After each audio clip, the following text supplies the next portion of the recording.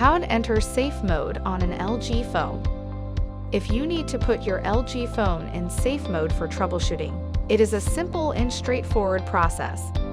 It is important to note that safe mode disables all third-party applications. You will not be able to use any applications that didn't come on the phone from the factory while in safe mode.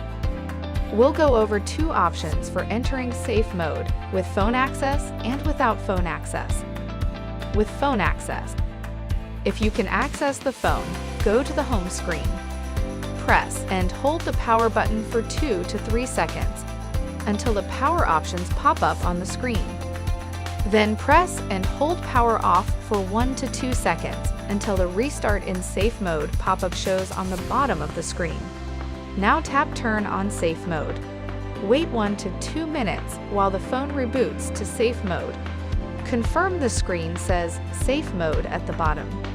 Without phone access, if you cannot access the phone, press and hold the power and volume down buttons simultaneously for 5 to 15 seconds until the phone shows a screen that says System Recovery at the top.